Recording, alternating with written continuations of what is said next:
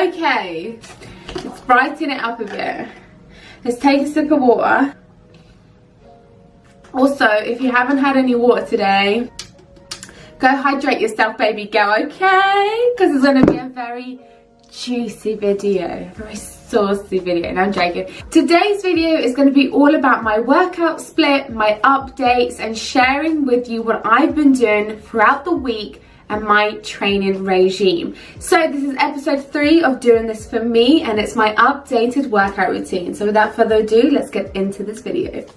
So to begin with, the way I used to train was 3 lower body days, which were 3 leg days, 1 shoulder day and 1 back day. If I ever needed to cut or I was getting ready for a holiday and wanted to slim down a little bit, I would include a little bit more cardio. However, my training regime and my workout split has changed completely, and it's changed for the better. For me personally, 3 leg days was a little bit too much. I wasn't allowing myself to rest and recover sufficiently enough, which meant my workouts were not as intense as they should be because I was simply just drained. So we're gonna start with how I train right now, and the first day is Sunday.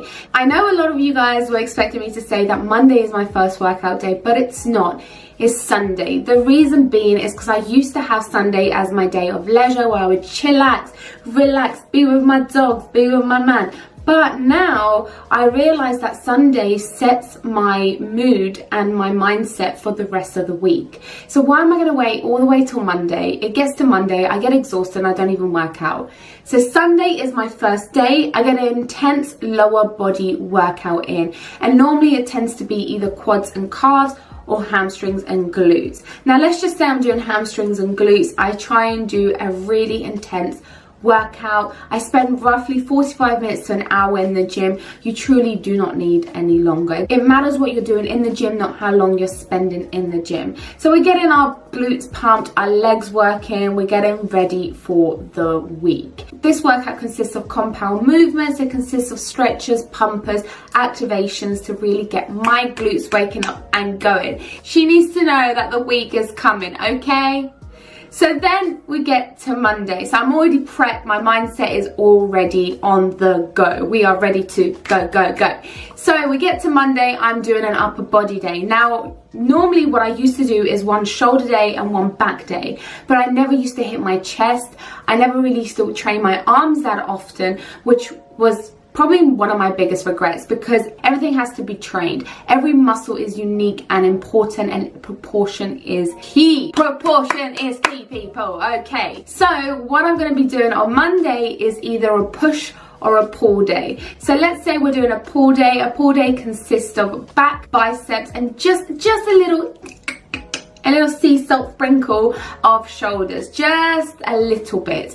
Now back and biceps go hand in hand together, so that is why I always do them together. This is called a pull day. You're in pulling motion. All of your movements are pulling, not pushing. So what I do on pull days is always some rows, some lat pull downs, some bicep curls. As you can see, these are all pulling momentums. So the reason why I train upper body the next day is because I'm allowing my legs to rest and recover.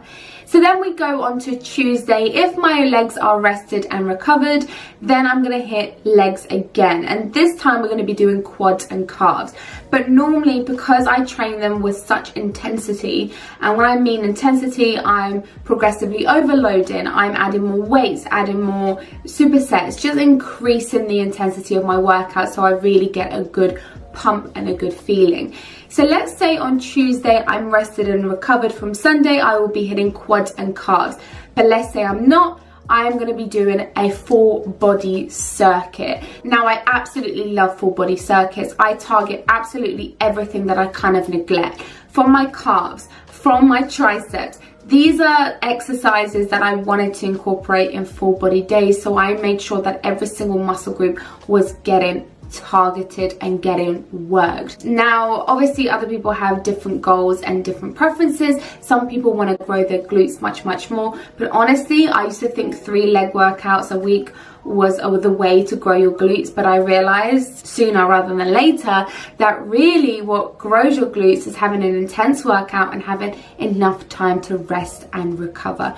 Nothing's worse than hitting your glutes on a Monday and then hitting your glutes on a Tuesday, Wednesday, Thursday, Friday, and you're not getting good workouts in because you're incredibly sore. So anyway, so getting back to it, Tuesday we're really working our full body, we're training it hard, moving it, getting a good sweat on, some skipping, some HIIT workout, everything like that, just getting my heart rate up and a good sweat. Now when it comes to Wednesdays, I either do two things. If I've got enough energy, I will hit quads and calves, but if I don't, I'm gonna have this day as my rest day.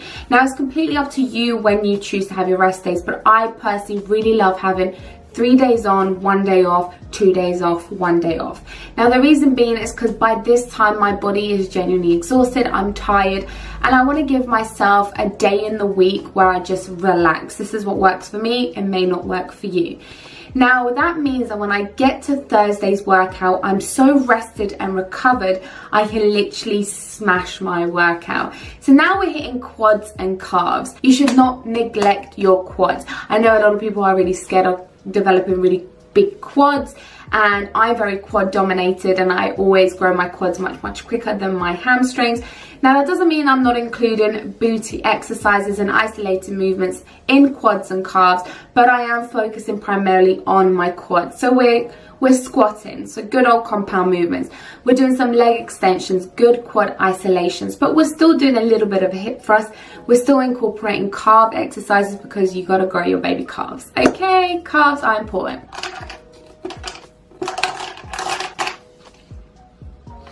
Just saying. Now, once you've hit your legs again, this is the second time we've hit our legs, but also remember that when we did full body, we were doing high intensity movements.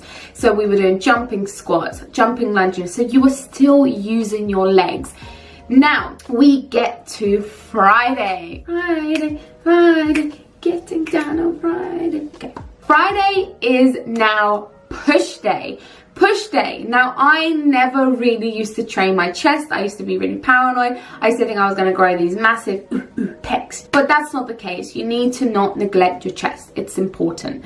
So push consists of chest movements, shoulder movements, and a little bit of triceps. Now I hit triceps on full body, but you can also do it on push day as well. I used to dedicate 1, sometimes 2 whole days just for shoulders, and as much as this helped develop them, I realized that I was neglecting my triceps or my chest, and those are still really fundamental and important muscle groups for you to train. So now I combine everything together. I would say my push day is probably my longest day, just because I have like 3 movements on chest, 4 movements on shoulders, and maybe 2 movements on triceps. So it's a pretty long workout.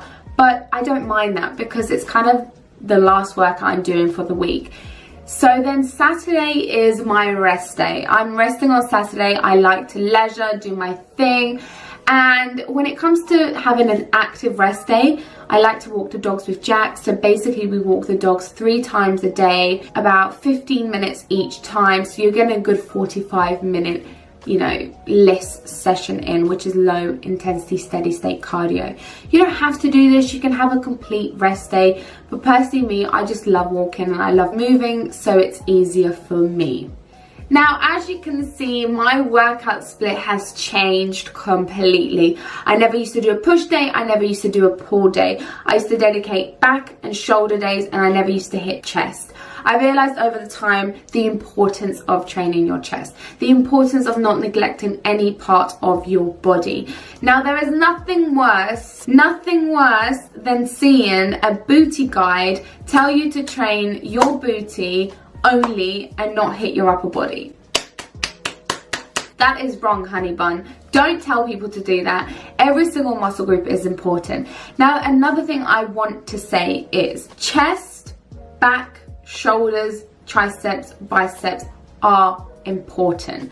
Please do not neglect them. Please don't think you're going to grow this massive upper body. It depends on what you're eating. It depends on what you're lifting. Having a toned and sculpted upper body is just as good as having a big booty, lean legs, whatever. It's all about proportion. It's all about never neglecting anything.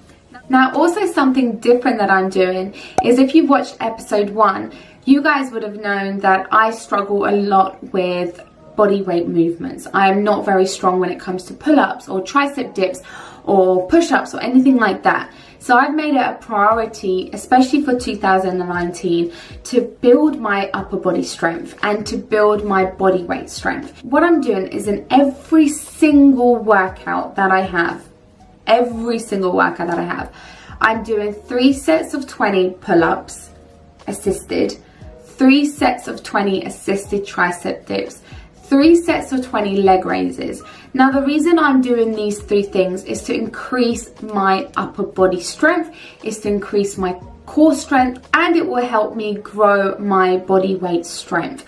Now, this is something that I've wanted to prioritize and do for such a long time, and I'm finally doing it. Now, this is another tip for you guys. Make sure that you're hitting the one thing that you want to improve on and develop on first. Get it done first so you don't have to worry about it for the rest of your session. I don't personally like doing assisted tricep dips or assisted pull-ups, but I'm doing them because I know I want to improve on that, and I want to be able to do my own pull-ups one day and just rep them out.